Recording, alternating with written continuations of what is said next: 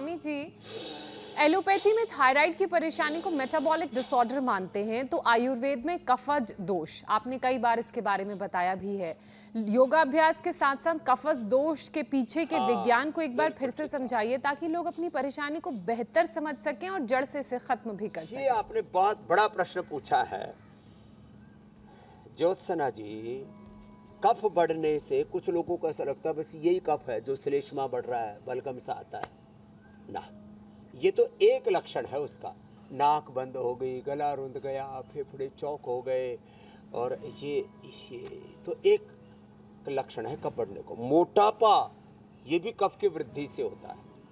Thyroid, ये गले में जब कफ ज़्यादा बढ़ गया तो T3, T4, TSH इम्बैलेंस होंगे, थायराइड, पैराथायराइड और पिट्यूटरी ग्लैंड तक उसका असर जाता है, बुरा असर। मोटापा, थायराइड की प्रॉब्लम, शरीर में जितने भी गांठ हैं जिसके लिए हम सिस्टोग्रिट, काचना और वृद्धिवादी का बताते हैं, गर्म पानी पीने के लिए कहते हैं, ये गांठें, और जो हमेशा सुस्त पड़े रहते हैं, प्रमादी कहीं के, आलसी, पता नहीं कौन से वो असुर दैत्य कहें, कुंभकर्ण ये जो कुंभकर्ण की तरफ पड़े रहते हैं ना, ये भी प्रमाद जो है ना, ये कफ के कारण से बढ़ता है। फिर कफ बहुत बढ़ता है ना तो बाल सफ़ेद होने लगते हैं, आंखों पर चश्मा आ जाता है, हाँ, और आदमी जो है ना उसका मूड ऑफ होता रहता है। कफ ज़्यादा बढ़ जाए तो आदमी जो है ना अच्छे बुरे का निर्णय नहीं कर पाता है और कई बार गलत डिसीजन ले लेता है। तो ये बोले भाई इसके तो बुद्धि पर पर्दे से पड़ गई, इसकी आंखों में पर्दे से पड़ गई, कफ वृद्धि से होता है। और ये कफ वृद्धि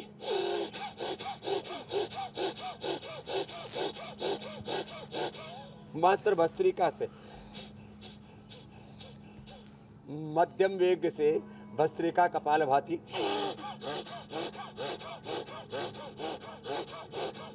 अनुलोम विलोम से हो जाती है।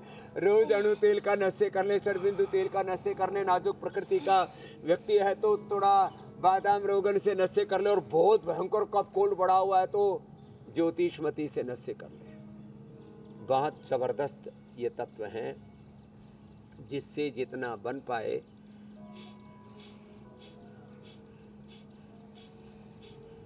अपने ये अभ्यास कर लें।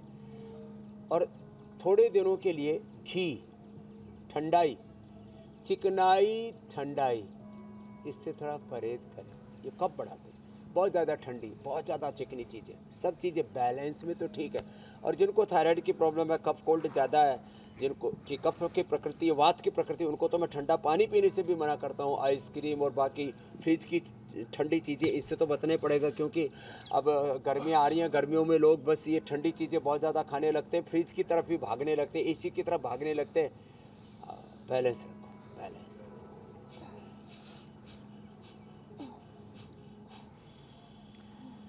स्वामी जी, एक और विषय शामिल कर लेते हैं। कार्यक्रम की शुरुआत में हमने इसका जिक्र भी किया था।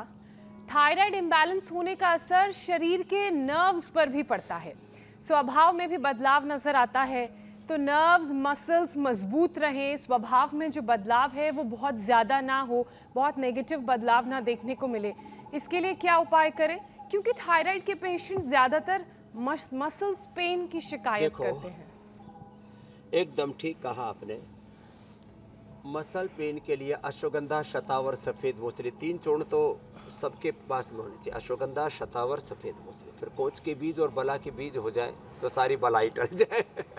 अश्वगंधा, शतावर, सफ़ेद मूसली, कोच बीज और बला बीज। ये बला बल देती है, वो बोले तो बला है, ये तो वैसे ही लोगों ने शब्द घड़ दिया, बला है, अबला है। खैर, ये गोमुखासन बड़ा ज़बरदस्त है। ये हार्ट के ऊपर जो उसका ब्रेन नर्वस सिस्टम पर बुरा असर आता है उससे भी बचाता है। ये जिनको बहुत गैस रहती है उनके लिए भी बहुत अच्छा है। ये स्ट्रक्चरल बैलेंस के लिए भी बहुत अच्छा है, इसको किया करें। अब ब्रेन नर्वस सिस्टम के लिए 1 चम्मच घी खाया करें खाली पेट। हम जो खाने के साथ, पराठे के साथ, रोटी के साथ, दाल सब्जी में घी खाते हैं, उसमें पकवान बना के खाते हैं, उससे तो उसकी गुणवत्ता भी कम हो जाती है और वो घी डाइजेस्ट नहीं होता। फिर मैंने कहा ना, वो लाइपोजेनेसिस होकर के फैट में कन्वर्ट होकर के पूरे शरीर का भार बढ़ाने लगता है। लाइपोलाइसिस कब होगा? सुबह खाली पेट खाया करें। ओमेगा, मेधा, मेमोरी, न्यूरोग्रिट, इम्यूनोग्रिट, ये हम खाली पेट दे देते हैं। मेधा मेमोरी खाने के बाद दे देते हैं। ओहो हो, ब्रेन नर्वस सिस्टम के सारे डिसऑर्डर्स ख़त्म। उससे आपने ठीक कहा, जब थायराइड की प्रॉब्लम ज़्यादा बढ़ जाते हैं तो पार्किंसंस, बाद में फिर अल्जाइमर, डिमेंशिया तक हो जाता है और हमारे अंदर से नस नाड़ियाँ कमज़ोर पड़ने लगती हैं। उसके लिए इम्यूनोग्रिट पाउडर, इम्यूनोग्रिट वटी, ये बड़ा ज़बरदस्त हमने एक पूरा आयुर्वेद की व्यवस्था को पुनर्जीवित किया है। और अश्वगंधा, शतावर, सफ़ेद मूसली, बला बीज, कोच के बीज जो मैंने बताए तो घरों में रखने चाहिए। हर घर में पहले ये चीज़ें हुआ करती थी। अरबहेड़ा, आंवला हर घर में होता था, त्रिफला हर घर में होता था, त्रिकुटा हर घर में। ताकत के लिए, पावर के नाम पर अब जो है तमाम तरह के झूठे विज्ञापन चल रहे हैं। ताकत के नाम पर लोग आड़ कबाड़ खा रहे हैं।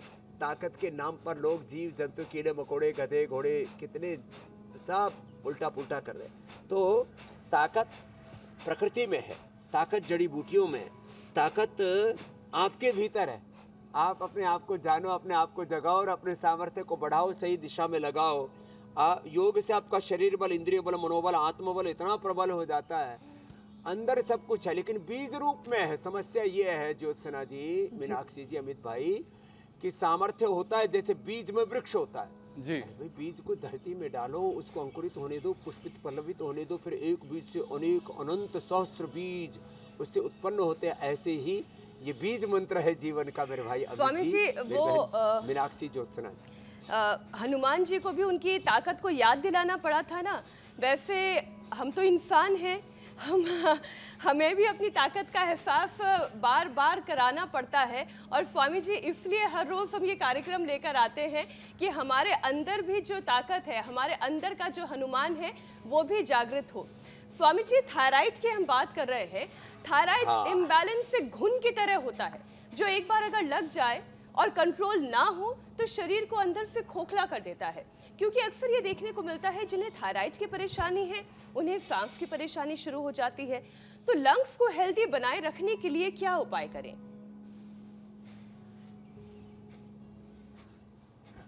ये भी बता देता हूँ। ताकत तो इतनी होनी चाहिए।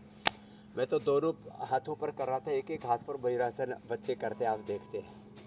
अपने फेफड़ों को अच्छा रखना है, फेफड़ों और हार्ट के लिए, दोनों के लिए। तो गोमुखासन अभी बताया था वो करना, और भुजंगासन अवश्य करना।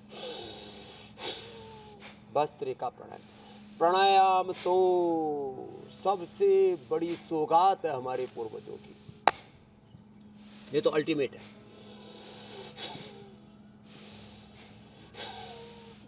भस्त्रिका, अभी मौसम चेंज हो रहा है ना, मार्च से अप्रैल मई में जैसे जैसे प्रविष्ट होते हैं ना, मार्च में ही के अंत में ही और अप्रैल की शुरुआत में ये बहुत ज़्यादा कफ दोष बढ़ता है। तो भस्त्रिका पूरा करें, कपालभाति पूरा करें। और कफ दोष से बचने के लिए नशे के साथ साथ स्वासारी क्वाथ, स्वासारी वटी, स्वासारी गोल्ड, स्वासारी अवलेह, स्वासारी प्रवाही, पंचकोल, त्रिकुटा, सीतोपलादी, 100 ग्राम बादाम, 20 ग्राम काली मिर्च, 50 ग्राम खांड, ओहो एक एक चम्मच खा ले। सारा कफ कोल्ड और पुराने से पुराना नजला ठीक हो जाता है। छोटी छोटी बातें।